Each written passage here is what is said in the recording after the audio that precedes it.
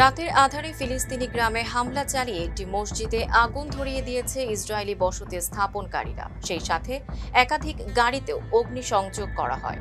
রাতভর হামলা চালিয়ে তারা নাবলুসের কুসরা গ্রামের একটি মসজিদে আগুন ধরিয়ে দেয়। অগ্নিসংযোগের পর মসজিদের দেয়ালে হিব্রু ভাষায় প্রতিশোধ লিখে রেখে যায় হামলাকারীরা। লাইফে কোনো কিছুর গ্যারান্টি নাই, তাই ইন্স্যুরেন্স করুন সিটি ব্যাংকে, কারণ ইন্স্যুরেন্স করলে সিটিতে সুরক্ষা পাবেন নিশ্চিন্তে।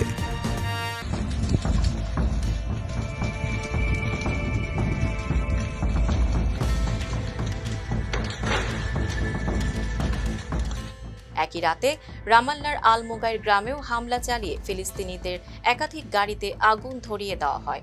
প্রত্যক্ষদর্শীরা জানান, সশস্ত্র বসতি স্থাপনকারীরা গাড়িতে পাথর নিক্ষেপ করে। লাইফে কখন কি হয় গ্যারান্টি আছে, তাই ইন্স্যুরেন্স করুন সিটি ব্যাংকে, কারণ ইন্স্যুরেন্স করলে সিটিতে সুরক্ষা পাবেন নিশ্চিন্তে। এবং বিভিন্ন সড়ক অবরুদ্ধ করে রাখে। স্থানীয় ভিডিওতে দেখা গেছে তারা একটি গ্রামের প্রবেশপথ দখল করে সাধারণ ফিলিস্তিনিদের প্রবেশে বাধা দিচ্ছে। এর একদিন আগেও পশ্চিম তীরের তেল গ্রামে হামলার ঘটনায় 2 ইসরায়েলি সহ 4 ফিলিস্তিনি নিহত হন। এরপরও আত্মরক্ষাকারী ফিলিস্তিনিদেরই সন্ত্রাসী আখ্যা দেয়ায় ক্ষোভ প্রকাশ করেছেন স্থানীয় বাসিন্দারা। Tanjiba Nowrin, face the people.